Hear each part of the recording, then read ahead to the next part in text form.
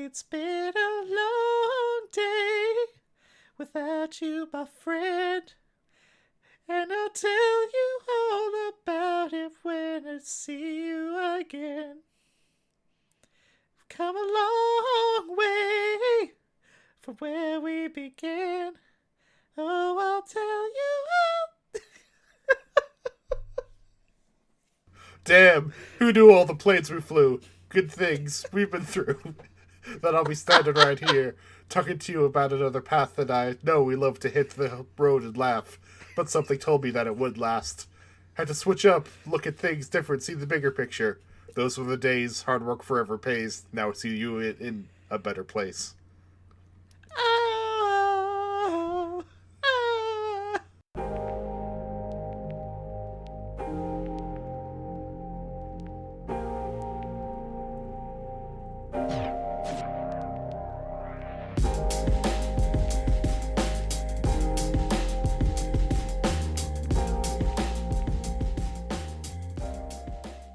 Welcome to Brokusatsu, Two Brothers' exploration of tokusatsu shows and related media. My name's Sam. And I'm Harry, and I have to apologize, Sam, for introducing you to our perfect, beautiful boy, Kirihiko, knowing that he was going to be taken away so soon. Our boy, our beautiful boy. I'm sorry. I'm sorry too. You know what I'm sorry? I'm sorry I doubted him. Yeah. I'm sorry for doubting him at all. He loved the city, Sam. He loved it so much. I almost guess we gotta jump right into it. Kamen Rider Double, episodes 17 and 18, Farewell to N, which I was worried you were gonna kind of pick up on. But, Well, I never read the titles, so there's that. Also, shouldn't it be Farewell to K? well, he was N for Nazca, kind of. It's, a lot of the time, the shows refer to people by their powers or other forms, but, yeah. This is a real kind of bummer of a pair of episodes, but it starts out in such a beautiful place. A barber shop. Well, technically it starts with a bit of an unnecessary flash forward in that, man, it's crazy to think that this is how we're fighting right now. To tell you how this happened, we gotta go back 5 minutes. Yeah, that was completely and utterly unnecessary. Like, whenever I see that, what all that tells me is that the show was like 30 seconds short. Yeah. And they realized it in the editing room. Mm-hmm. But yeah, where it really starts is in the barber shop, like the place of male bonding, where Kirihiko and Shitaro are having a real moment. Yeah, it's the thing where they're both getting kind of the hot towel on their face, so they don't realize that they're talking to each other. Instead, they're just having a nice conversation with their friends that they're just making today about their bonding over their shared love of this barbershop, and just kind of like the refreshing way there where, you could just get your hair cut and feel real clean and, just kind of reset yourself. And then they start talking. Yeah. And it's almost a little gatekeeping stuff. Shotaro's like, if you're really like the city, you got like the mascot, don't you? And he does this weird thing with his knee. And Kirihiko's like, not only do I love the mascot, I designed him when I was a child. That is amazing. Like, I kind of want to delve into that backstory for a little bit. Like, did he win a contest or something when he was in grade school to design Mr. Futo? Yeah, the anthropomorphized windmill? Yeah, I guess, again, I know this from watching anime, but towns or little areas in Japan just have kind of mascots that they, I guess, use in kind of trying to drum up businesses or stuff. It's just a minor thing. But he said he entered a contest when he was in grade school, and he drew Mr. Futo, a little kind of windmill man. Yes. A clean mascot for a clean energy town. Yep, all the clean energy fueled by all the horrible destruction. Mm-hmm. But yeah, Shitaro, Kirihiko, these guys, these are friends. Like, in another life, these people would be the best friends. They would have each other's backs, and they kind of even do in this episode a little bit. Well, not yet. Instead, when the towels get taken off and they see each other, they immediately gasp and say, all right, let's go settle this outside. We're going to rumble. Mm-hmm. Yeah, and Kirihiko, even before the fight, he says that, he's a big fan of Gaia memories, which guide humans down the path of sublime evolution.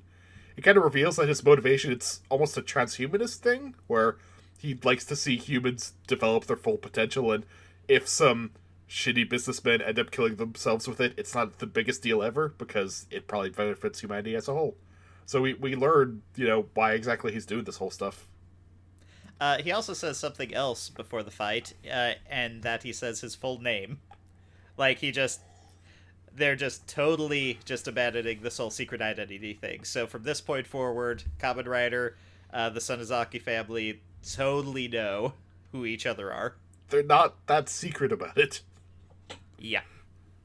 Natsuko wants to fight Fang Joker. He wants to fight the new stuff, but Philip is kind of still looking for the memory, so he's forced to fight original generation Kamen Rider Double.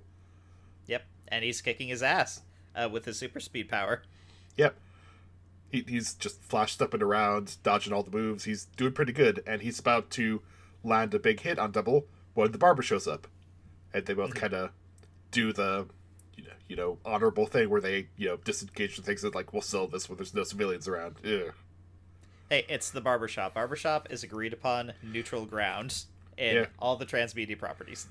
You don't mess with the barbershop. Yep. And the barber immediately hires Shotaro to go find his daughter.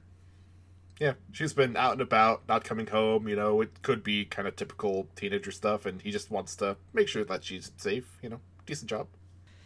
So we get a quick flash to the Sonozaki family, and I believe Saiko mentions to her father that Kirihiko has unlocked super speed on the Nazca memory.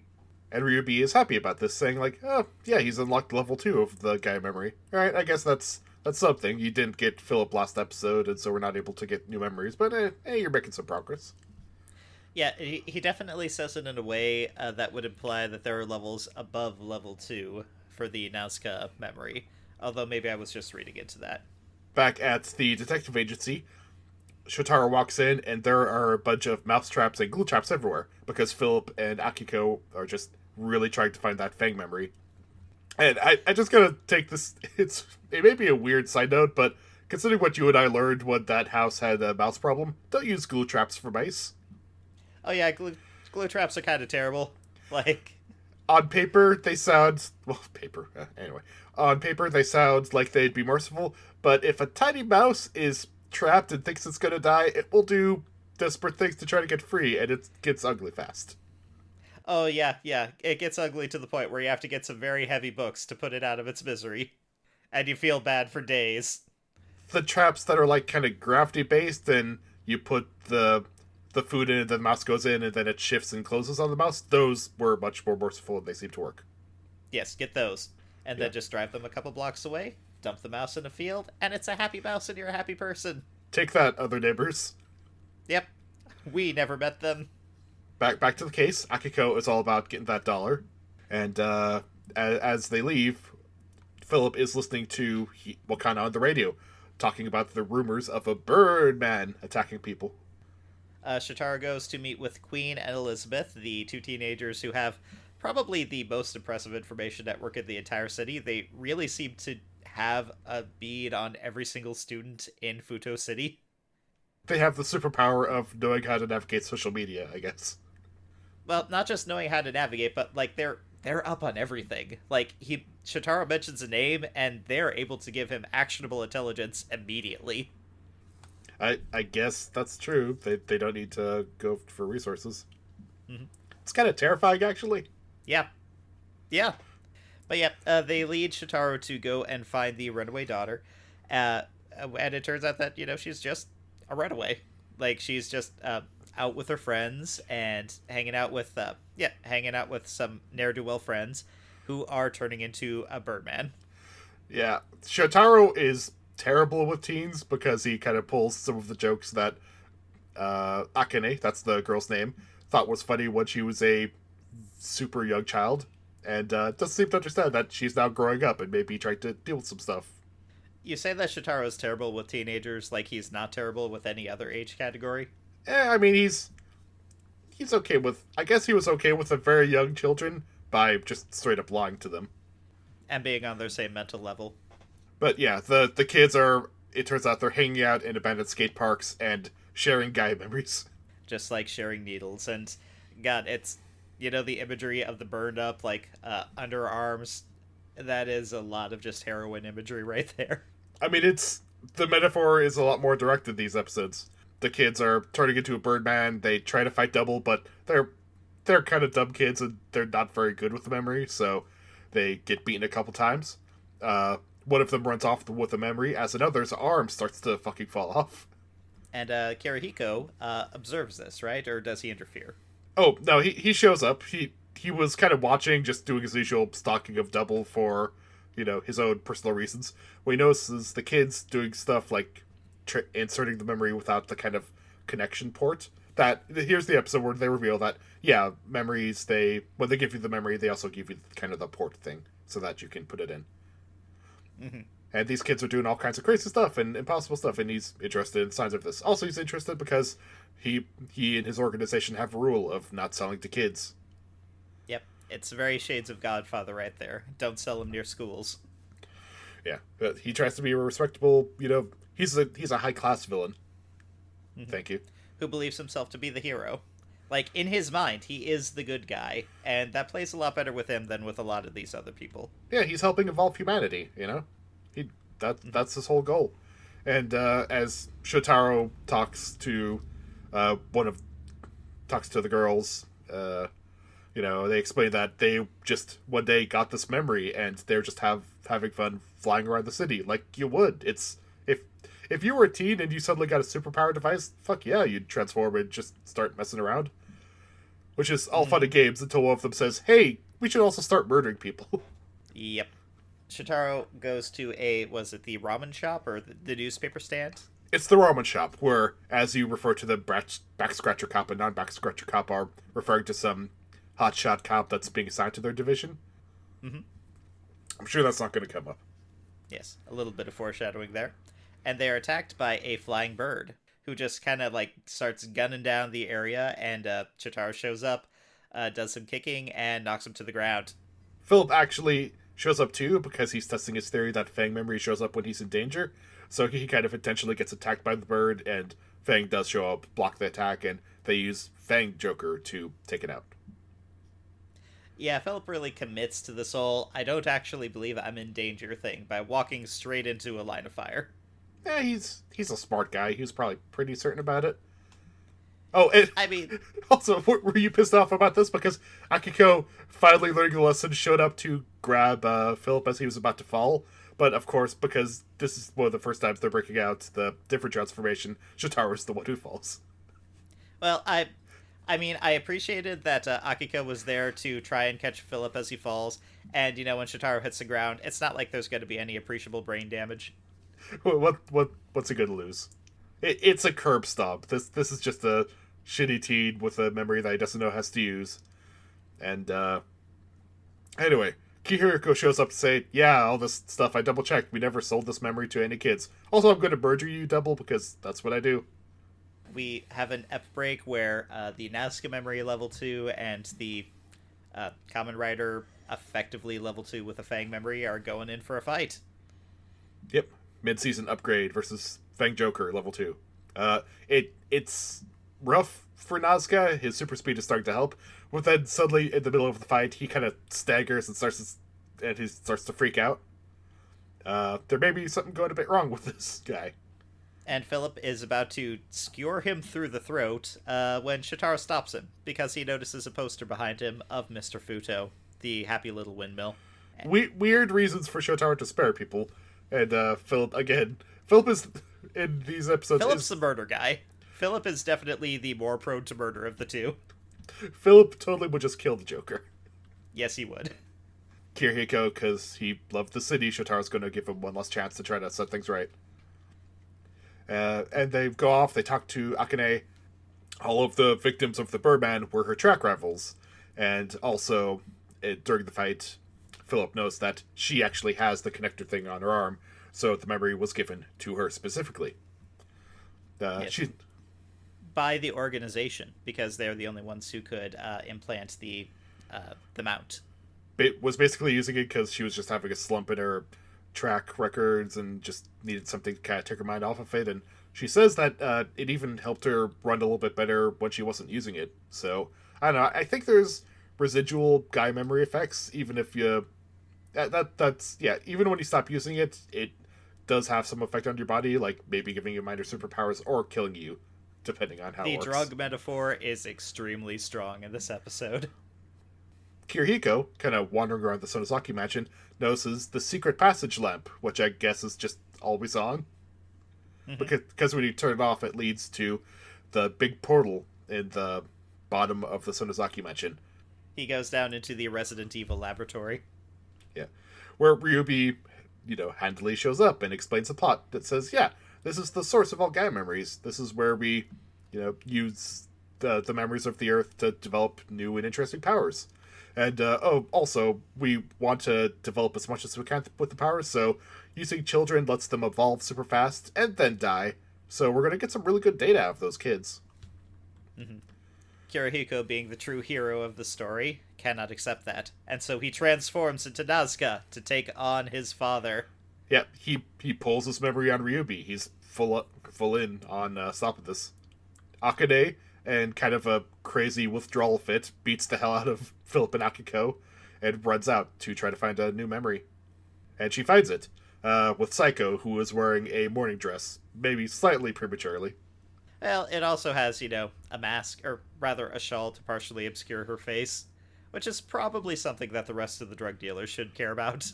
Kirihiko is, he kind of pumps some information out of Ryubi, figures out how to save the girl in the bird transformation, and then suddenly starts staggering. As Ryubi explains, yeah, you getting that memory, the super powerful one, it was also a bit of an experiment. You're about to fall over dead. So, I guess I'll just finish you right now. Too bad that the family's going to lose a member. He transforms into his final form and starts flooding the area with, what is it, negative dissolving energy, whatever his power is, just kill everything field. He's a high-level guy, so he has kind of a lot of associated minor abilities. He has kind of a black hole field where you don't want to touch it. So, he gets Kirihiko in the field, but he manages to break out using his super speed. And then the father sends the murder cat after him. Yes, the ultimate assassin, a house cat. Yeah. By the way, Harry, did you ever read We 3? I heard about that. Yeah, I believe it was a Grant Morrison where, there was a golden retriever, a house cat, and then a bunny that were transformed into these militarized killing tank machine things. And even in that comic, everyone in the army, everyone in the project was horrified of the cat. Technically the dog with all the missiles and the machine guns and the cannons was the most powerful, but everyone was fucking terrified of the murder cat.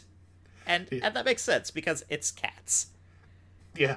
I think there's also this other comic, this manga, which Wonderland, which basically the concept of it is, for some mysterious reason, a bunch of people in modern day Japan just get suddenly shrunk down to be very small. And it quickly turns into a horror story because these people were living in a house with a cat who kind of starts torturing them to death and killing them. Yeah, that's how cats do.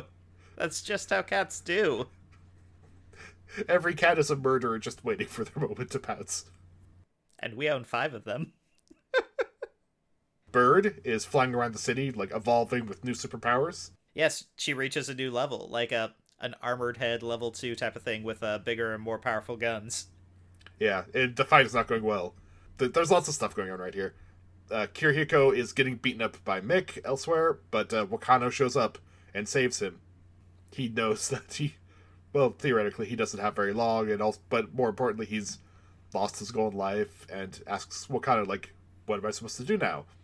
And Wakano says, in cases like this, the advice I would get from my, little brother, who's not at all Philip, would be, I would ask my real self what they would want. And Kirihiko kind of thinks about it, and soon he's showing up, and he's helping Kamen Rider Double save Akane from the bird memory. Kirihiko with a steel chair runs into the rig. He does some cool bullshit with his belts to make the memory start glowing and stuff, and Double takes it out with a memory break. Yep, they save the girl, they get the memory out of her, it finally shatters.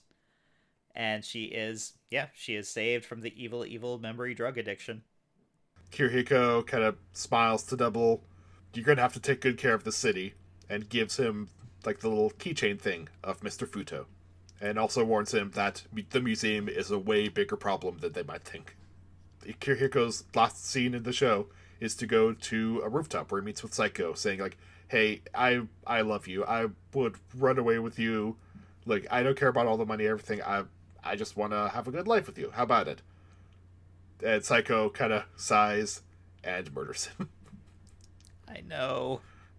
No, I wanted them to work. I wanted it to work so bad for them. Now, she blasts him and just grabs his memory, walking away, saying, "Nah, you weren't useful for my real plans, and, well, goodbye, honey." And he turns into dust. He becomes one with the Force. Yeah, he floats away with the wind of the city he loved so much. Mm-hmm. He gets to dance in all the windmills around Futo City. Yeah, he is the wind now. It's been a long day without you, my friend.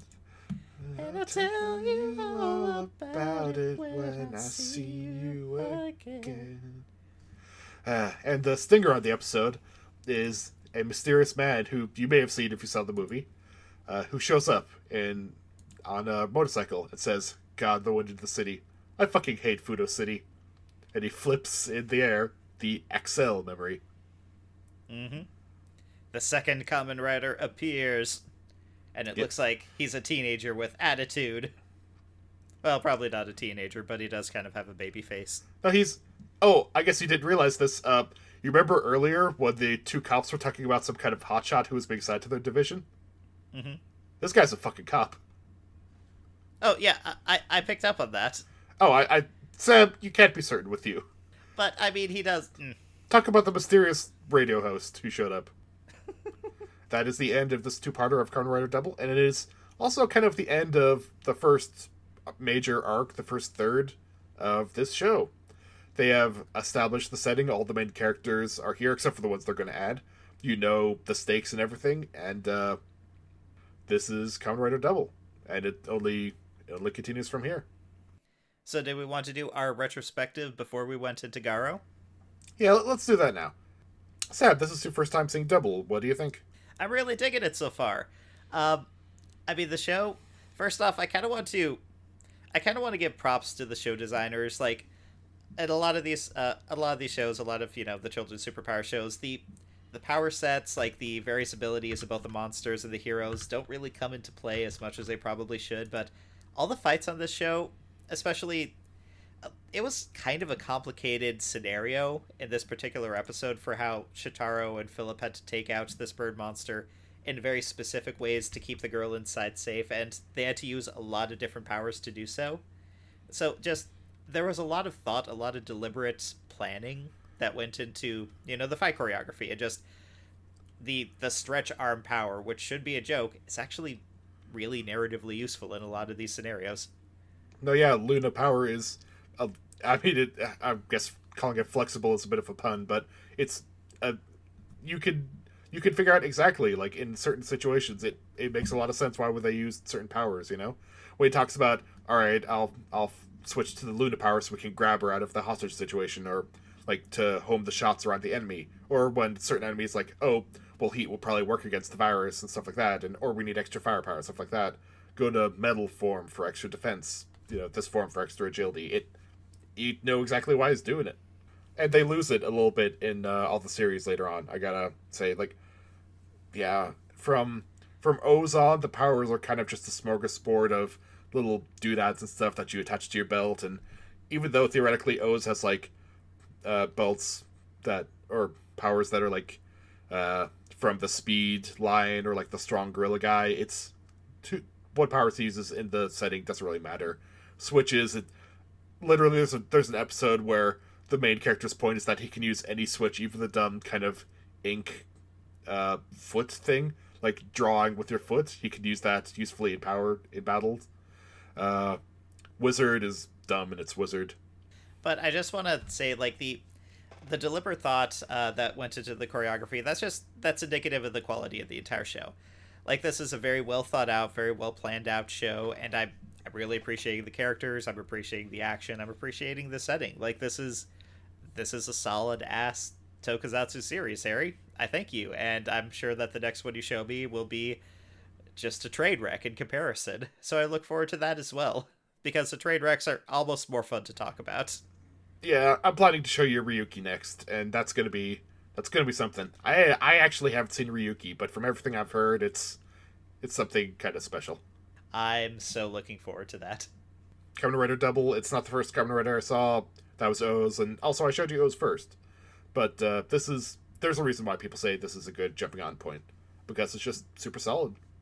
I will say one thing, like, or at least something I'm kind of concerned about. Like, the Kamen Rider, they know who the villains are and mostly what their plans are at this point, and we're only 18 episodes in, 18 out of 50. So we got 32-ish more. So I guess I'm a little concerned that they're going to have to pad that a little bit, slow down Kamen Rider artificially before, the final confrontations. Well, to be fair, the villains are basically immune from prosecution in this town. They have superpowers to the point where they can kind of summon black holes and eat everything in a large area. And one of them is immortal, one of them is a living artillery battery.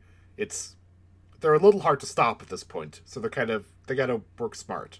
I guess so. But Philip and Shitaro, they know their home address, I guess is what I'm saying. And I'm not the superhero archetype, but if I knew the supervillain's home address, I would probably set their house on fire occasionally.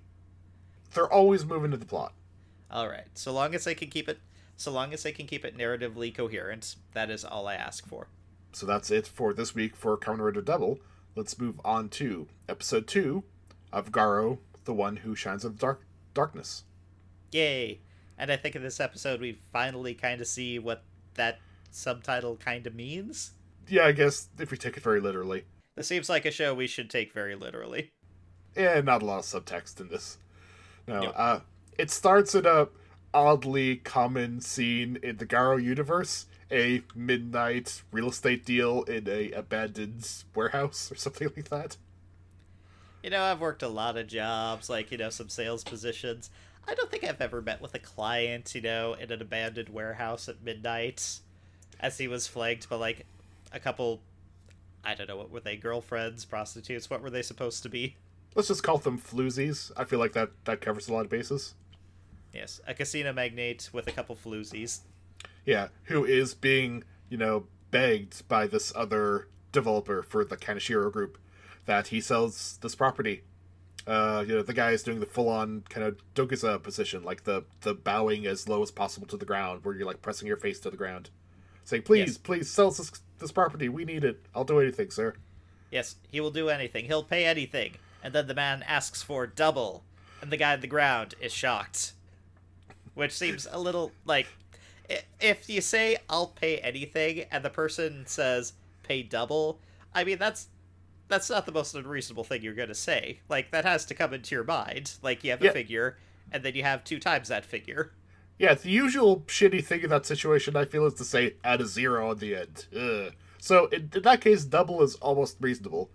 But instead this guy kind of changes his demeanor, gets a little bit more kind of blank-faced, and says that's not going to work, and punches the guy out of his whole body. He knocks his whole body off. Yeah. And then proceeds to drink his soul. Yeah, he eats his soul. And the floozies very appropriately scream and try to run away, but instead he kind of sucks their souls out too and stores them in a couple of business cards for leftovers, I guess. Yeah, and he does that from, like, so he's on the bottom level, and the girls are, like, a couple levels up, so this dude has some range on his insta-frag power. So this guy's a little OP. Yeah. We go immediately to a gratuitous sex scene between Takeru, one of the Makai Knights, and some girl. I don't think she's a character. She will never show up again. Her boobs might, but she will never show up again. I mean, it is what it is. There's almost... I feel like this might almost be part of the characterization, because at least in one of the Garo anime I saw, there's a big deal with Makai Knights kind of trying to get successors and extend their bloodline as soon as possible, because they're just so likely to die in battle. So if you're being generous, you might say that this is that. Or, I mean, it could just be a guy having sex with a woman. I mean, it is what it is. Yes, he's either boning down because his church demands it, or he's boning down because, boobs. Yeah, but he has to leave quickly to go save Ryuga, our main character, because Ryuga is very bad at this whole fugitive thing, in that he's just kind of lying on a bench in the middle of everywhere with his very distinctive clothing. And SG-1 shows up to come after him. Now, to be fair to the Garo Knights, like, he got away from the Metal Gear Solid guards, like, the threat level went back down to normal, and if he was just acting perfectly still, they should not have noticed him. But again, these cops have a worrisome level of competence, and they find him, they shoot these kind of energy guns at him, which don't work because he's a Makai Knight. Takaru shows up, saves him on a motorcycle. He's going for that. He wants to be a Kamen Rider too, so it could be the hat trick of Toku main series. Yes, the competent female cop shows up. She gets foiled again because it's that stage of the show where she doesn't know the whole deal and just keeps getting foiled. Yes, yeah. She's the love interest, right? I mean, I have no idea how this show goes, but she's supposed to be the love interest. This show actually has multiple female leads, as we'll be introduced to another one a little bit later. But, yeah, so the two Makai Knights, they talk to each other, kind of, Takaru explains a bit of the setting, how the city, Vol City, is mostly controlled by the Kanashiro Group, this kind of private company that owns a lot of the buildings and a lot of the property. But at least in theory, it's a really great city to live in, because there's low cost of living and taxes, and they have free schools and hospitals. So yeah, it's kind of a socialist utopia minus the monsters. Yeah. Why in fiction are there only socialist utopias when it's secretly an evil plot or something? Mm-hmm. There's also weird giant plot statues everywhere, so you could probably ignore those. The goddess statues. What does he call them? I don't know. It's something like the goddess statues, yeah. Anyway, yeah. They go into Priest Barai's office where he's doing magic stuff, and Takaru is he's very much a cool guy, saying, "I won't work with you. Take this ring back. It won't work with me. It won't make a contract.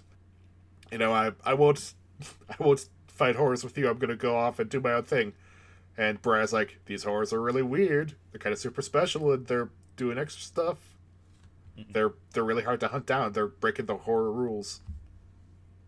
Now, quick question: when they got into the priest, the white mage's territory, did they teleport to get in there? It's been a while since I watched the first season of Garo. I forget if the Makai Knights are able to teleport around, or if that's like some kind of pre-built area that's they can just kind of. Is it a stationary portal? Do they have portals all around town? Can they just summon portals to get back to home base, or how does that work? Makai Knights, I don't think they can teleport around just as a generic ability, but Makai Priests can totally set up, weird teleporting circles and magic stuff like that. And I suppose it's not totally impossible for Makai Knight to learn how to learn the techniques to do that, but generally, it's probably something that the Makai Priests set up. Like doorways to extra-dimensional realms and things like that. So, yeah, it's... Is the old cranky guy a knight or a priest? He's a priest. He's not a knight. And the rogue and the archer, are they knights or are they also priests? They're both knights. Barai is a priest, Rian is a priest, which you can be definitely certain of, because for super fucked up annoying reasons, ladies can't be Makai Knights. But at least this series starts to say, well, ladies can't be Makai Knights, but they can be Makai priests with enough abilities that they're basically on the same level. Yeah, like the priest that shows up later, with the magic wand, the teleporting, and the magical revolver, just shooting the demon in the head multiple times. Yeah, she seems pretty good at her job. We go to a nice little office party for the kind of demon guy from the opening, where he seems like a super nice, employer. All his underlings really nice to him. They made him a cake. Yes, they get the new girl from the office, brings the cake up to him, and then stares at him pointedly through green-tinted glasses. Yeah, well, that I didn't realize this the first time I was watching the show, but this is actually a hint that she was trying to do the green flame thing to check his eyes. Cause like the green flame in the horror thing. Yep. Yeah, because theoretically for horrors, anytime you show them kind of that special magic green flames, they get these stuff that reveals what they are, but it doesn't work the first time. So instead, she goes off into another room and and stages a scene where she's kind of face down in a pool of blood, which the guy is not really able to resist. He goes in to drink the blood, and she, pulls out the aforementioned magical pistol, shoots him in the head a lot, and it doesn't work. So she runs away and gets the knights to go in and finish him off for her. Yeah, he does receive also a nice headshot from the bow knight. Yeah, who was sniping from across the street. Oh, and she does a great costume change thing. Did you notice this, Sam? She kind of goes. She's wearing, office uniform with glasses and black hair and everything. Then she kind of reaches over and pulls a single thing, and suddenly she's wearing an entirely different outfit with long red styled hair. I mean, I just figured that's a secondary power of, the priests. It's one stage away from a magical girl transformation. And that kind of stuff wouldn't make sense in this setting, so, And so the horror guy kind of goes off to, on his own. He seems sad and kind of warehouse, being like, man, I'm not sure why I got turned into this weird horror thing. I don't really have a human soul anymore. I'm eating people. It's a little bit weird, trying to figure out where my life is going. And then Ryuga shows up. And then they fight. There is an extended CGI fight, and the Garo, he's never really in danger, but every time he cuts this particular demon, it's almost like there's this pulse of bright energy that that he or his suit absorbs, and it knocks the wind out of him. Yeah, it's super physically painful, and it also kind of messes with his mind to the point where he's having flashbacks that he doesn't super recognize. He eventually realizes he is seeing flashbacks of his mother, and as a quick question, is that the actress from the first series? I haven't seen the first series of Garo in quite some time. Nope, this is so I thought this was like a in the future thing where they were going to catch up to it eventually, a la the Tokyo Drift thing. But it appears now that this series has been categorized as an alternate universe, so it's just a different timeline with different Golden Knights. So yeah, you're not going to directly see anybody from the original series except for Zaruba, the ring guy. Okay, so he's fighting the demon. There's, a lot of punching. The demon never uses its, knock a soul out from across the room power, but hey, it's the plot. What you get to do. I think that almost in D&D terms, he has, spell resistance or whatever at this point, because he's a Makai Knight. You can totally insta-gib a normal human, but these guys aren't normal humans. Yeah, and I mean, we're kind of going past it, but half of this episode is really good, fun action. Yeah, I kind of get the feeling our descriptions of this episode is going to be 10 minutes of banter, and then they fight. We may have made a mistake, Sam. Maybe we should have done Ultraman Nexus instead. What, does Ultraman Nexus not fight monsters? What Tokusatsu show can we watch where the episodes aren't half fight? I think, I don't know, I feel like probably there's more character work and the mix is different. Also, it doesn't help that we're watching one episode of this and 2 episodes of Double, and Double just has so much more plot. Yeah. This is this is the garnish. This is a garnish on top of our Kamen Rider coverage. Yeah, we should basically have, the Garo 5-minute corner or something. The Garo niche. I mean, more plot happens later in the season, so we'll have stuff to talk about then. But for now, there's a weird golden thing when he cuts the horror, but he does cut the horror all the way and finish it. And, kind of the armor shines golden when he does it like it originally should. Because, they stated in the first episode, something like the armor has lost its luster. So, yeah, the demon is destroyed.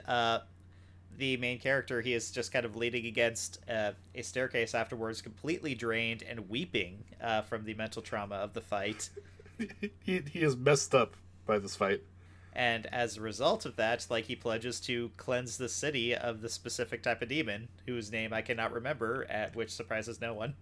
Mado horrors, which is Mado just horrors. Japanese for magic horrors. They're not horrors, they're not made the usual way, where kind of people with really negative karma draw in demons to possess them and kind of use their horribleness as inspiration to eat other humans. Though these guys were made by somebody for a specific purpose, and they're being controlled. But the city does have the original type of horror, though, because the monster from the first episode was that type of horror, or was not this type of horror.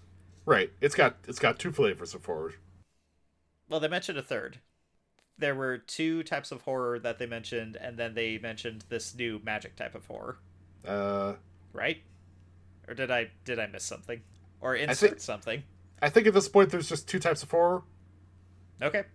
That is Garo. There's fights, there's boobs, there's CGI. It's a fun little appetizer. Yeah, we fucking blazed through this episode, didn't we? We kind of did. I mean, we sang a little bit. We mourned Kirihiko, Yeah, I mean, it's our just good boy.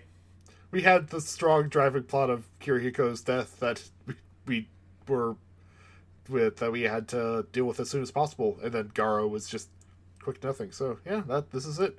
Quick and snappy podcast. There's nothing wrong with that. Yep. But for next episode, we are watching episode 3 of Garo, the one who shines in the darkness. What's that episode title? Dungeon. And maybe we'll cover that before Double, so it's kind of an appetizer instead. Okay, let's mix up this formula. Yeah. And in terms of Double, we are covering episodes 19 and 20. I Won't Stop. So for this final question thing, we gotta do a bit. Sam, ask me a question. What am I supposed to ask you? Do not ask me any questions. Oh no!